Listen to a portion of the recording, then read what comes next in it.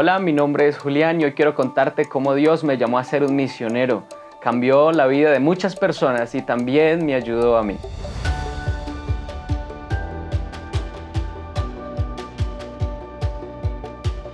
Fidelidad para hoy.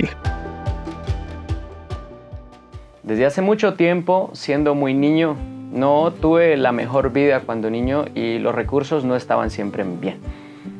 Pero Dios, cuando llama a un joven, Él tiene planes especiales para él. Mi familia tenía pocos recursos y aún así, en mi corazón había una intención de servirle a Dios.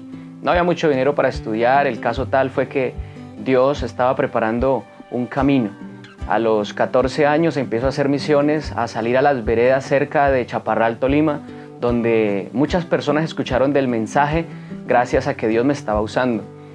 Caminé por ríos, pasé algunas montañas y entre esas misiones surgió el deseo de estudiar teología.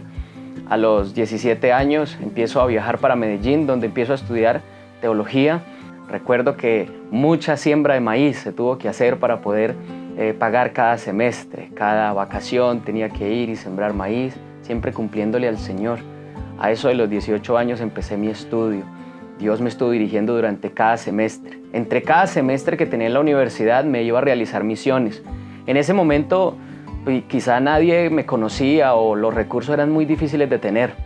Yo tenía que pedir ayuda a mis abuelitos o pedir algunas ayudas de la finca para poder ponerle gasolina a la motico y poder ir a predicar a algunos lugares.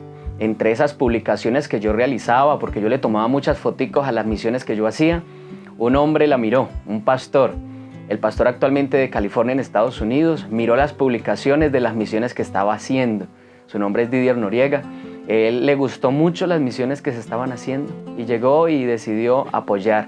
Entonces ahora tenía un patrocinio. Recorrimos varios lugares, estoy hablando más o menos del año 2022, 2023, donde Dios nos usó para cambiar la vida de muchas personas, de niños, de ancianos, llegar a varios lugares donde el evangelio todavía no había llegado. Entre esas visitas recorrimos un día un pueblo muy peligroso y donde era muy difícil el acceso a ese lugar. Estoy hablando de entre Arboletes y Necoclí, hay una vereda llamada Trinidad. Ahí habían unos niños que inclusive cuando llegué no habían visto hace mucho tiempo una motocicleta. Eso allá el acceso es muy complicado. Recuerdo que sacaba mi teléfono y decían, wow, un teléfono, porque allá es muy difícil el acceso inclusive hasta la luz eléctrica. Estando allá, nosotros notamos que había una deficiencia. Había que ayudar a esos niños, pero no sabíamos cómo. Nosotros empezamos con una jornada de comidas infantiles, un comedor infantil para los niños. Al ver las necesidades en Trinidad de aquella pequeña comunidad, notamos que había muchas deficiencias tanto físicas como espirituales. Así que nosotros nos pusimos manos a la obra e hicimos un plan. Durante ese tiempo, los jóvenes no tenían en qué invertir su tiempo o en qué pasar sus tiempos de tarde. Nosotros organizamos unos jueguitos en las tardes donde corrían con costales, donde iban a jugar y siempre había una charla espiritual al final. Ellos no habían tenido un club hasta ese momento, así que empezamos a ayudarlos a conformar una directiva. Las mamás y los papás de los niños también empezaron a acercarse a la iglesia. Después de haber realizado todas las actividades antes mencionadas, Cristo puso su mano poderosa y tocó almas de niños, de jóvenes y también de adultos. Muchos entregaron la vida a Dios y aún, por la gracia de Dios, siguen firmes en la iglesia. Hasta ese momento nosotros no teníamos muchos recursos para seguir apoyando esa obra por mucho tiempo. Solamente teníamos para sustentarlos aproximadamente unos 3 o 4 meses más. Estoy hablando más o menos de junio del 2024, o sea, el año pasado. Nosotros orábamos siempre a Dios de que nos diera quizás donaciones o que nos diera algún apoyo económico para seguir sustentando a aquellos muchachos. Pero Dios siempre supera nuestras expectativas.